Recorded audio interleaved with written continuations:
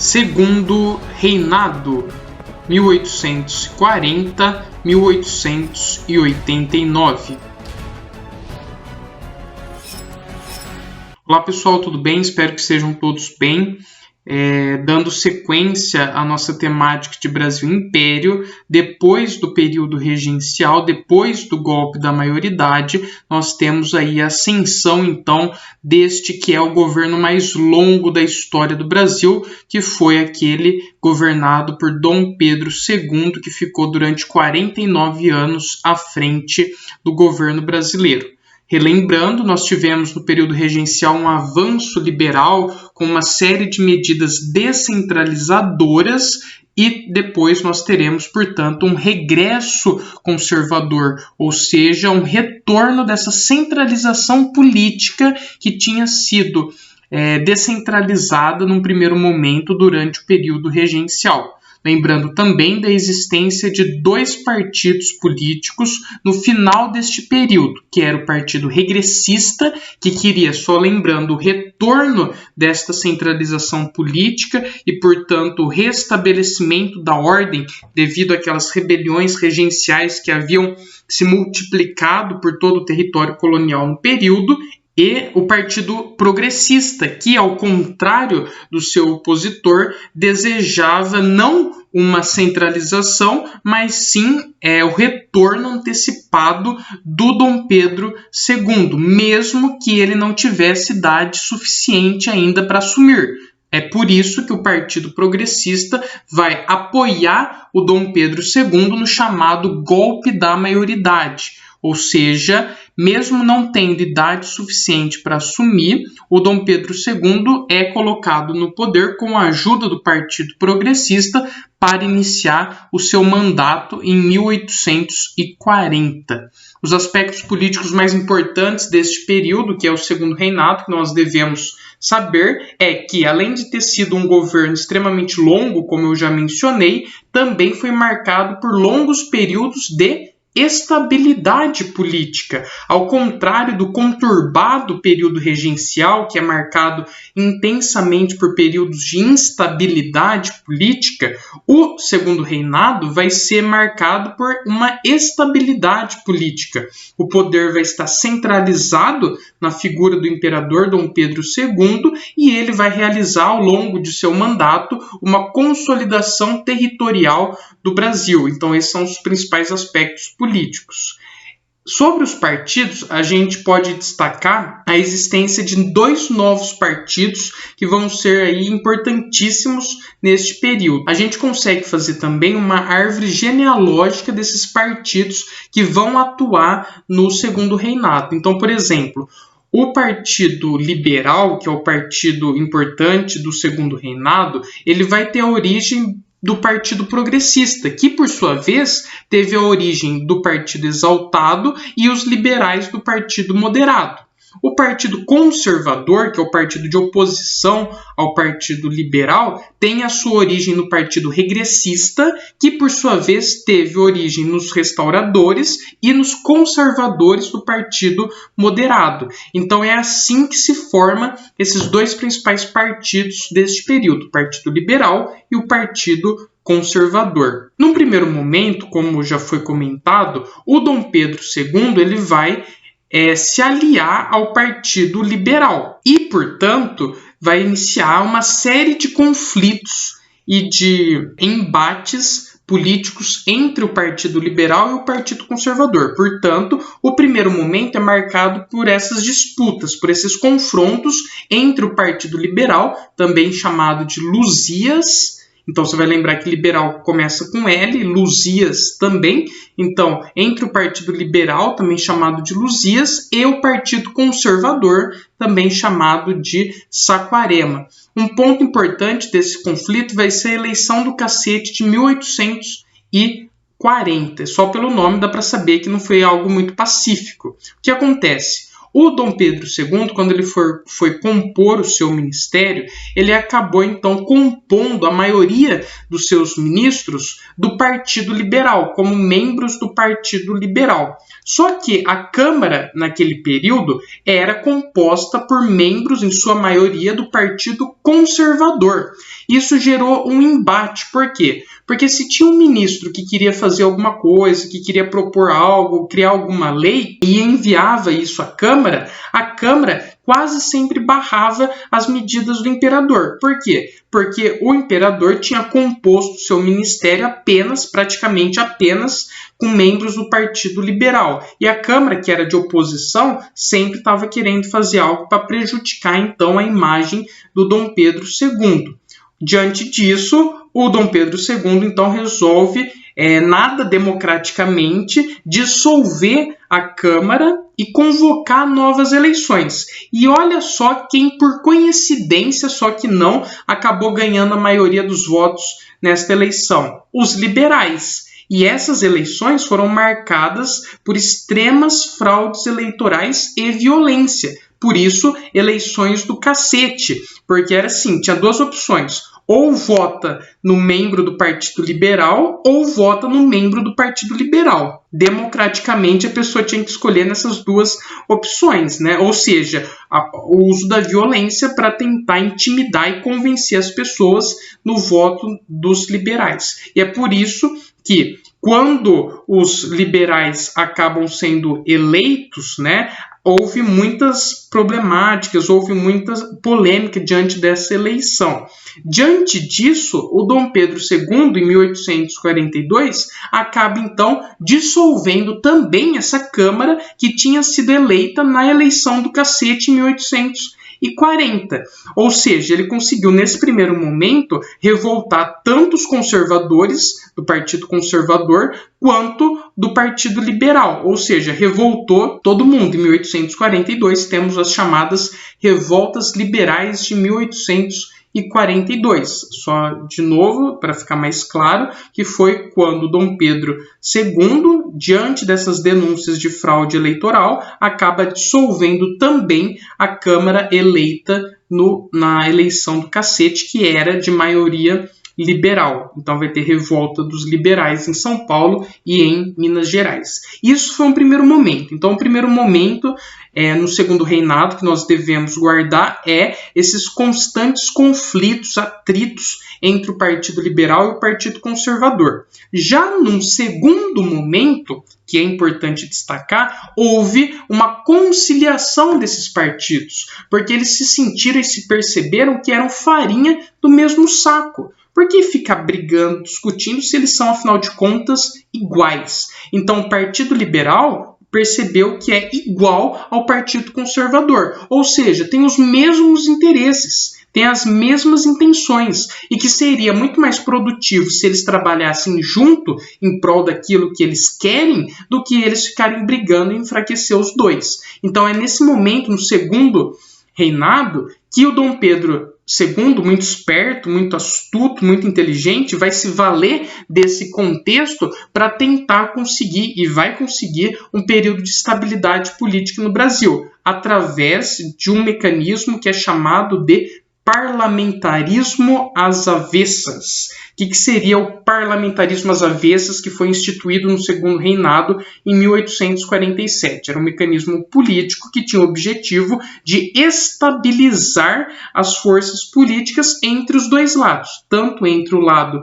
do Partido Liberal quanto do Partido Conservador. E qual que era a ideia do parlamentarismo às avessas? Rolava um rodízio político. Ora, o Dom Pedro II escolhia como primeiro-ministro um membro do Partido Liberal, ora escolhia como primeiro-ministro um membro do Partido Conservador. Ou seja, o Dom Pedro II, que era o conciliador, o mediador, o pacificador, intercalava, revezava o poder entre os dois partidos, de forma a contemplar os dois. Então, o que eles queriam, afinal de contas? Eles queriam poder, e era isso que o Dom Pedro II deu para eles. Ora para o Partido Liberal, ora para o Partido Conservador. Esse revezamento de poder que o parlamentarismo às avessas assegurou vai causar uma estabilidade política por um longo período. Então aí nós temos essa imagem, olha só que interessante esse desenho também. Num primeiro momento, relembrando, conflitos, atritos, Partido Liberal versus Partido Conservador. Num segundo momento, a partir de 1847, com o parlamentarismo às avessas, o Brasil vai passar por um longo período de estabilidade política, sem tensões, sem conflitos entre esses dois partidos. E depois, já no finalzinho do segundo reinado, por uma série de fatores que nós veremos mais adiante, existe aí mais um forte período de instabilidade que vai culminar com a crise da monarquia e o fim do segundo reinado, que nós vamos falar na próxima aula. Então, assim, o importante é destacar que o Dom Pedro II conseguiu um longo período de estabilidade política pelo fato de que ele conseguiu mediar os desejos e as intenções de ambos os partidos, tanto do Partido Liberal, tanto do Partido Conservador. E fez isso graças a esta ferramenta que foi o parlamentarismo às avessas. Olha só essas imagens aí. Percebe como os dois partidos são os chamados farinha do mesmo saco? E olha só a imagem do rei Dom Pedro II como o mediador, aquele que intercala, aquele que media, aquele que pacifica, o conciliador dos dois partidos, né? Essa primeira charge aí, então, é referente ao chamado parlamentarismo às avessas. A segunda vai problematizar, inclusive, com uma questão da política atual brasileira, né? Tá escrito padaria mão na massa, e daí o padeiro tá perguntando pro outro, qual marca eu uso? E o outro tá respondendo, é tudo farinha do mesmo saco. E daí a gente vê uma série de partidos tradicionais brasileiros, e tem outros que não estão aí, que surgiram depois, que poderiam ser muito bem adicionados aí, porque embora vendem o discurso de que são novos e que são contrários à velha política, acabam também muitas vezes exercendo práticas que só reforçam essa ideia de velha política, né? Então a corrupção, os desmandos, etc. e tal. Atenção, importante destacar que a revolta praieira, acontecida em Pernambuco em 1848, foi o último grande confronto político entre o Partido Liberal e o Partido Conservador. Então ela acontece um ano depois da instituição do parlamentarismo às avessas, de 1847, e foi o último grande foco de conflito entre esses dois partidos, para mostrar como o parlamentarismo às avessas, que promovia esse revezamento do poder entre Partido Liberal e Partido Conservador, foi efetivo e suficiente para promover esse longo período de estabilidade política. Os aspectos econômicos do segundo reinado, é importante destacar que o café continua o principal produto da pauta de exportação. O Rio de Janeiro e o Oeste Paulista são as duas áreas onde mais vai se produzir o café. O café que começa a se desenvolver no Rio de Janeiro vai ser escoado para o Oeste Paulista e vai encontrar no Vale do Paraíba, uma região de terra fértil, a sua maior força. Então é nessas regiões que começa a se produzir muito café. O Oeste Paulista, para a gente saber, é uma região que compreende Bauru, por exemplo, compreende Ribeirão Preto. Então várias cidades dessas regiões têm a sua origem graças ao cultivo do café. Qualidade do solo, tecnologia, importante destacar o papel fundamental das ferrovias que, como veias, vão adentrar o território nacional para trazer, para escoar a produção cafeeira do interior do país para o litoral, e lá no litoral para ele ser vendido, comercializado, exportado para todo mundo, né? Então é importante destacar o papel das ferrovias. Muitas cidades nascem graças às ferrovias. Porto Ferreira é um exemplo disso, Bauru é um exemplo disso. Então nós temos cidades que vão se desenvolver porque elas se tornam entroncamentos ferroviários deste transporte do café do interior para o litoral. Cafeicultura, eixo econômico transferido do centro-sul do país, melhores condições climáticas, solo, mão de obra, o papel da imigração também, que nós iremos comentar mais adiante, que está super relacionado com a cafeicultura, porque foi nesse período que, diante da necessidade de mão de obra, muitos imigrantes começam a chegar no Brasil. O Oeste Paulista, que era a região que eu mencionei, usava métodos mais racionais, mais tecnológicos e modernos de produção, justamente com o objetivo de aumentar a sua produtividade, e o desenvolvimento do café, das ferrovias, vai gerar também um processo de urbanização. Então, antes o que era apenas um espaço, um galpão para abastecer o café, vai criar uma igreja, e de uma igreja uma praça, e de uma praça um hospital, e de um hospital começa a se montar todo um vilarejo. Esse vilarejo vai dar origem a cidades, como eu comentei, muitas cidades do interior paulista têm a sua origem no desenvolvimento das ferrovias e na produção cafeeira. Aí nós temos algumas imagens aí da importância do café nesse período, que começa pequeno, açúcar, algodão, couro, tem produções muito maiores do que o café em 1821 e 1830, e daí constantemente o café cresce, a produção de café cresce, e a de açúcar diminui, a de algodão diminui, a de couro diminui, para mostrar como que o café vai emergir e dominar toda a produção do Brasil nessa época, praticamente toda a produção do Brasil nessa época. Barão de Mauá tem um papel importante no chamado surto industrial do período. Então, surto não é só aquilo que nós estamos vivendo na quarentena ou no final do semestre. Surto aqui nesse sentido é também um crescimento rápido e constante, e daí logo em seguida é um declínio rápido e constante também, né? Ou seja, um momento na história do Brasil em que houve uma rápida industrialização, só que extremamente curta também, que terminou quase tão rápido como começou. Essa é a ideia do surto industrial do período. Quem foi Barão de Mauá? O Irineu Evangelista de Souza, né? Ele recebeu o nome de Barão de Mauá. Conhecem o Irineu?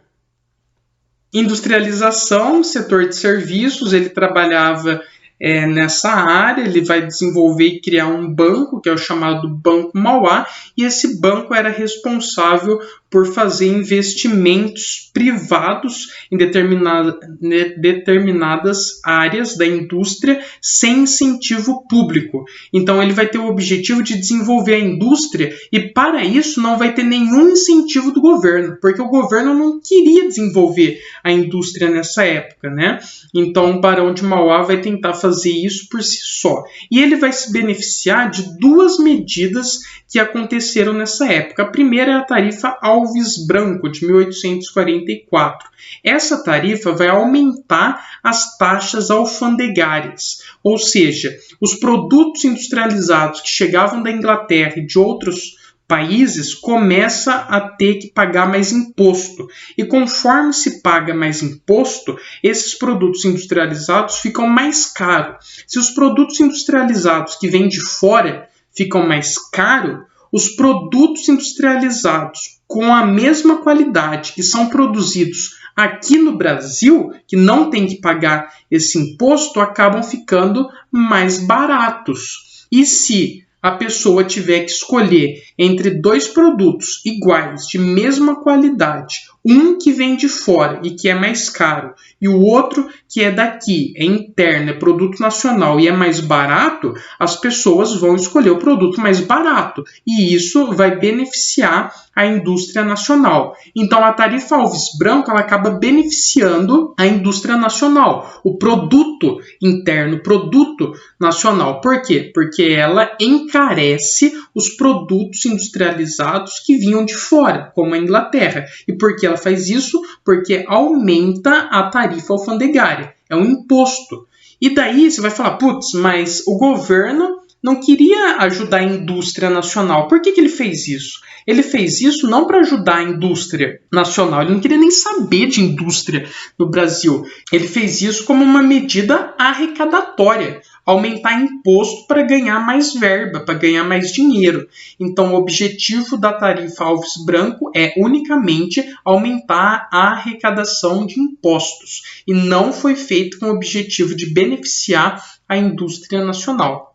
Uma outra lei importante que o Barão de Mauá vai se aproveitar e se beneficiar é a Lei Eusébio de Queiroz, de 1850. O Queiroz, nesse caso, o Eusébio, vai ser importante porque esta lei proíbe o tráfico negreiro. Então, existe em 1850 a proibição do tráfico negreiro, ou seja, o transporte de escravos que vinha da África para o Brasil é interrompido a partir de 1850. Agora, o porquê que isso beneficia o Barão de Mauá? Porque muitas das pessoas envolvidas com o tráfico negreiro, que agora ficam sem ter essa atividade, começam a investir no banco do Barão de Mauá. E aí, quando ele tem esse momento extremamente próspero, né? Porque ele começa a receber bastante dinheiro.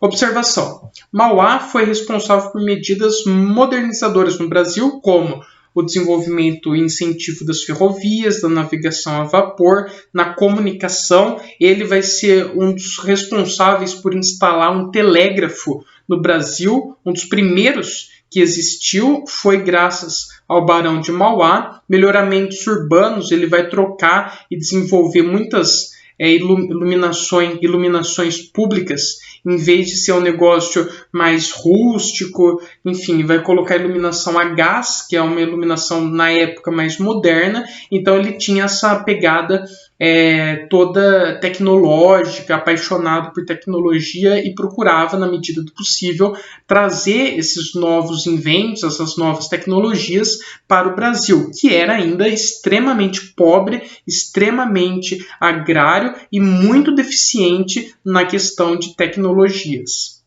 Atenção! Falta de apoio do governo, pressão da Inglaterra. Era evidente que a Inglaterra não gostou nada disso, de que o Brasil estava desenvolvendo a sua indústria nacional. Por que a Inglaterra não gostou? Porque o papel do Brasil não era produzir produtos industrializados.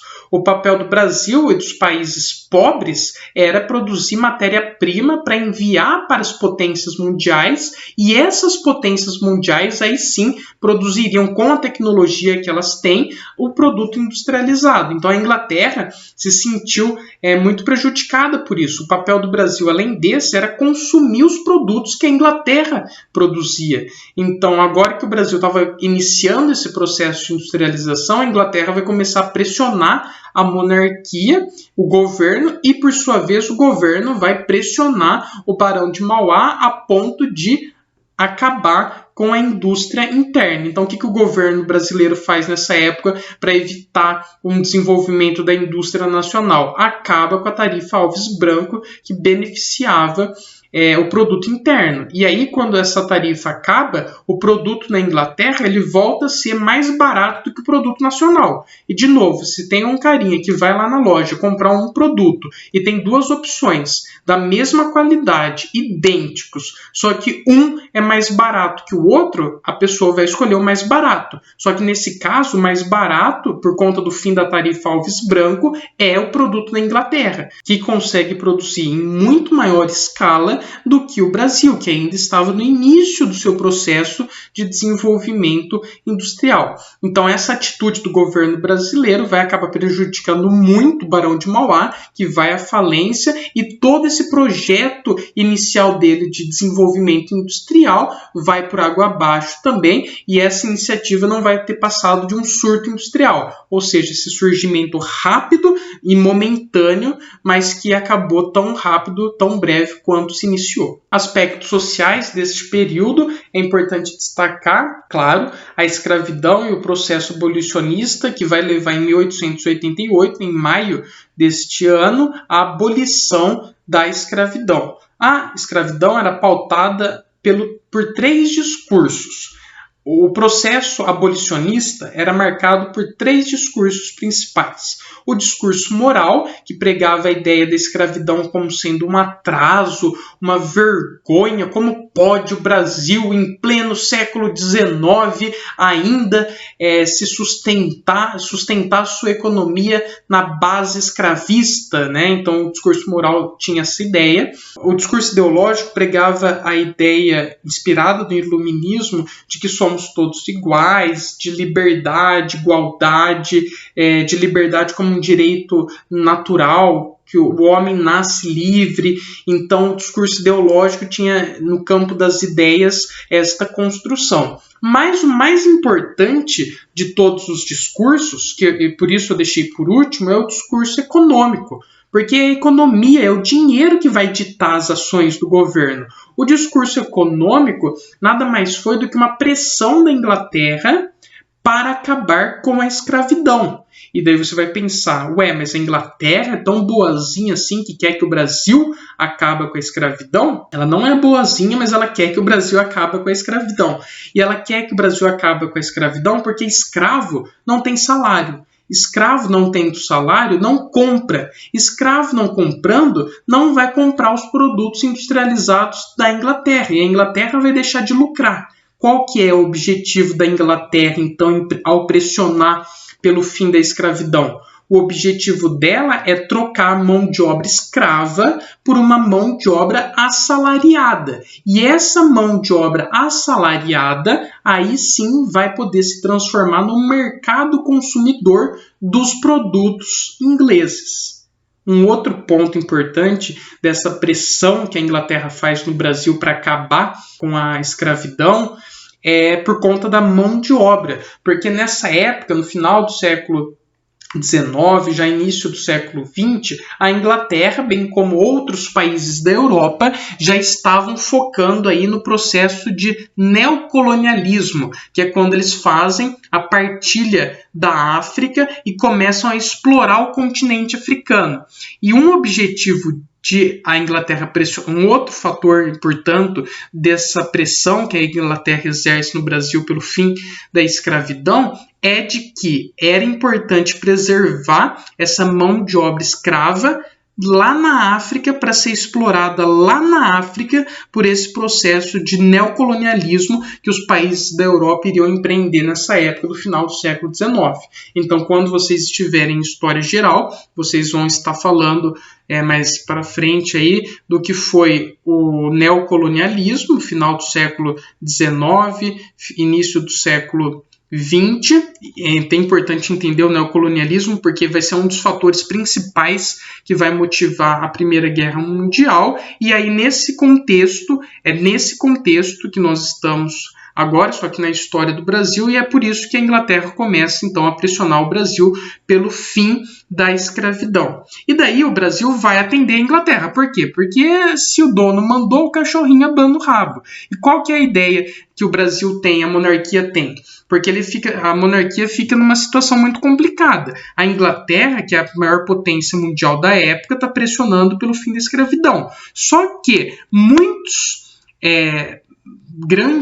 só que a elite brasileira, que era a elite agrária, aquela que era grande produtora de café, grande produtora de cana, que era extremamente escravista, começa a pressionar para não acabar a escravidão. Então a monarquia nesse momento tenta conciliar os dois lados. O que ela faz? Ela fala assim, então beleza, a Inglaterra quer que eu acabe a escravidão? Eu vou acabar com a escravidão. Só que daí a monarquia olha para os grandes produtores de café, de cana, os grandes proprietários de escravos e fala assim, fica calmo, porque eu vou acabar com a escravidão, só que bem lentamente. E esse bem lentamente é as chamadas leis abolicionistas, que é um conjunto de leis que o Brasil faz nessa época com o objetivo de acabar a escravidão, só que são leis de baixa eficiência, de pouca efetividade. Ou seja, para falar a verdade, praticamente não acaba com a escravidão. Então, olha só dois exemplos disso, dois exemplos clássicos dessa situação. Lei do Ventre Livre, de 1871. Ela concedia liberdade para os filhos de escravos nascidos depois desta data. Então, essa criança que nascesse de pais escravos depois de 1871 teria liberdade. Agora, beleza, pergunta, o bebê vai sair engatinhando por aí livre? Claro que não, vai ter que ficar com a mãe dele. A mãe dele é o quê? Escravo. O pai dele é escravo. Então, quer dizer, ele vai ser criado nesse contexto de escravidão. Ele vai ser livre? Claro que não, mas a lei fala que ele é livre. mas ele está num contexto escravocrata ainda. Então é por isso que a lei do ventre livre tem baixíssima efetividade. A lei do sexagenário é a mesma coisa. Liberdade para os escravos maiores de 60 anos. Tinham reis na Europa que não viviam 60 anos. Quem dirá um escravo que a vida inteira foi maltratado, que começava a trabalhar com 5 anos? Quem diria que ele teria uma expectativa de vida tão alta a ponto de estar livre apenas após os 60 anos? Muitos poucos escravos chegavam até os 60 anos. Então também é uma lei de baixíssima efetividade. Hoje essa lei é chamada de aposentadoria, logo depois de 2019, quando foi promulgada a nova lei. Mas qual que é a ideia disso então? É agradar a Inglaterra, mas ao mesmo tempo não resolver o problema. Ou melhor, deixar rolar aí até quando der para acabar com a escravidão. Sabe aquela expressão, isso daí é para inglês ver? Nasce dessas leis abolicionistas aí, porque elas foram para inglês ver, para mostrar para a Inglaterra, Inglaterra, a gente está aqui tentando acabar com a escravidão, hein? Tamo junto aí, hein? Mercado consumidor dos produtos ingleses. Só que ao mesmo tempo estava fazendo isso de forma extremamente lenta para agradar os grandes proprietários de escravos. Porém, chegou o dia 13 de maio, que foi um domingo, em 1888, em que a princesa Isabel vai então assinar com uma caneta de ouro de pena, uma caneta de pena de ouro, que está guardada lá no Rio de Janeiro, no Museu Imperial, na cidade de Petrópolis. E a princesa Isabel, então, assina a abolição da escravidão. Qual que é o problema disso? Beleza, os escravos foram libertos, não tem mais escravidão no Brasil. Só que, o que a gente precisa problematizar da Lei Áurea? Ela vai conceder liberdade, entretanto, somente liberdade. Ou seja, não houve nenhuma política pública, não houve nenhuma medida que conseguisse, que assegurasse com que esses indivíduos se integrassem à sociedade, ou seja, eles foram marginalizados, não foram indenizados e muito menos, como eu disse, inseridos nessa sociedade. Então é daí que surge os grandes problemas estruturais do Brasil de desigualdade, de racismo, de preconceito. Por quê? Porque nesse momento, com o fim da escravidão, durante quase 400 anos que o Brasil enfrentou essa barbárie da escravidão, quando ela acaba, tá tudo bem, então beleza, fiquem por aí. O governo não quis ter nenhuma responsabilidade sobre esses indivíduos, que não eram um ou dois, eram centenas de milhares de ex-escravos nesse período que foram libertos, só que ficaram por aí sem ter como conseguir um emprego, sendo marginalizados, sendo oprimidos. Então, quer dizer, é importante que a gente problematize também o que foi a Lei Áurea, que concedeu liberdade, é verdade, muito bom, entretanto, somente liberdade. Aqui nós temos a imagem da princesa Isabel. Nós temos também um jornal de 13 de maio que está falando da abolição da escravidão. E nós temos uma charte que remonta essa ideia de que não houve nenhuma política pública, né? A abolição foi feita sem planejamento, sem política de inclusão do negro à sociedade brasileira. E daí tem um personagem que provavelmente é um escravo liberto agora, a julgar pelas suas correntes rompidas, e ele está no meio de uma encruzilhada, pensando, se perguntando, e agora? Sem nenhuma direção. Então é para mostrar também que houve essa problemática do fim da escravidão. Observação: o abolicionismo contribuiu para o fim do império, visão moderna sobre a eficiência do trabalho livre. Então, o trabalho livre era os novos tempos, o trabalho escravo era coisa do passado. Agora, os novos tempos chegaram, o trabalho assalariado. Então, existia essa ideia na época também.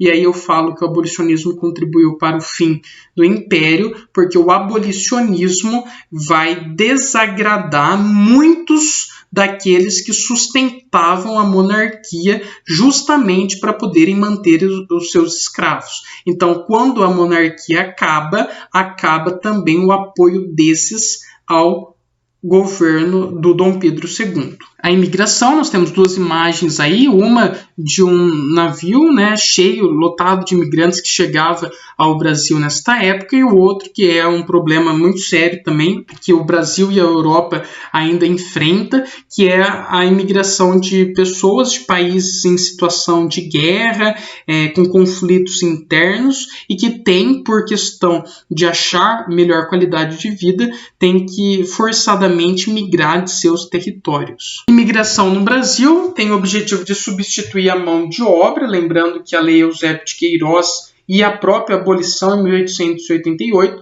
vão diminuir e acabar, consequentemente, com a escravidão. E daí é nesse momento que, diante da necessidade de mão de obra, os imigrantes começam a chegar no Brasil. E eles vêm aqui com o objetivo de tentar conseguir uma vida melhor, porque a Europa também enfrentava situações de crise. Os italianos, os portugueses, os espanhóis, os japoneses, os alemães foram os primeiros e os em maior escala dos imigrantes que chegaram ao Brasil. Existe nesse momento também a ideia de que, se o Brasil quer se desenvolver, se o Brasil quer progredir, logo ele precisa branquear a sua população. É mais uma teoria da série de teorias racistas que a ciência e a política desenvolvem nessa época. Então existia a teoria do branqueamento, que dizia que para um país crescer, ter prodígio, era necessário branquear a sua população. E como tinham muitos escravos negros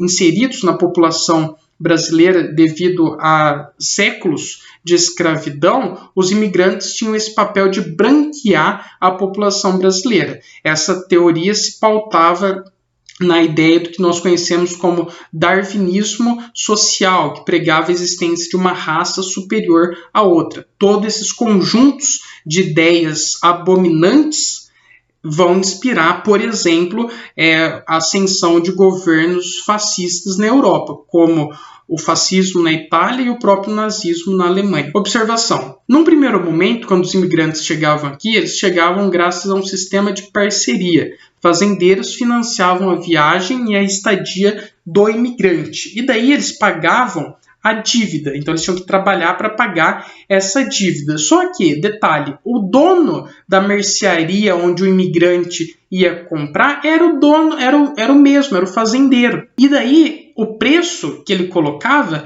era o preço que ele queria. Ou seja, o imigrante sempre estava devendo, ele nunca conseguia pagar a sua dívida. Quando ele trabalhava e achava que ia saldar a sua dívida, não. Por quê? Porque o cara lá tinha feito mais uma dívida. Então ele sempre estava dependente desses fazendeiros, né? Então uma forte dependência e um regime de semi-escravidão. Era uma pseudo-escravidão, praticamente. Os fazendeiros, esses proprietários, estavam acostumados há anos, há séculos, com o trabalho escravo, que eles não tinham e não deviam nada aos escravos. Agora, da noite para o dia, eles têm que contratar, têm que pagar os funcionários. Eles não entendem isso, não conseguem entender da noite para o dia qual que é a lógica do trabalho assalariado. Então existe essa manutenção em algumas ocasiões desse trabalho que se aproxima de uma escravidão, que os imigrantes, principalmente os primeiros que vêm ao Brasil, vão enfrentar. Só que, num segundo momento, por conta do fato de que este sistema de parceria estava dando muitos problemas e os imigrantes estavam deixando de vir para o Brasil, e o governo necessitava que os imigrantes viessem para cá para trabalhar de mão de obra, o governo vai intervir e vai criar o sistema do colonato. Era o governo que financiava a viagem do imigrante lá do local onde ele estava, na Itália, na Espanha, na Alemanha, para o Brasil, custeava o primeiro ano, o fazendeiro custeava o primeiro ano de estado do imigrante aqui e este recebia um salário fixo anual. Tudo isso com o objetivo de segurar esses imigrantes aqui, porque eles seriam muito importantes para a mão de obra do período. Bom, pessoal, esses daí foram detalhes desta nossa primeira aula sobre o segundo reinado, é uma aula um pouco mais longa do que as outras, tanto é que nós iremos dividir esta aula em duas. Esta foi a primeira aula de segundo reinado, onde nós falamos dos aspectos políticos, sociais e econômicos do segundo reinado, e na próxima aula nós iremos falar a política externa do Dom Pedro II e também os fatores que vão levar à crise e o fim da monarquia em 1889. Agradeço a atenção e a paciência de vocês. Até a próxima aula. Tchau!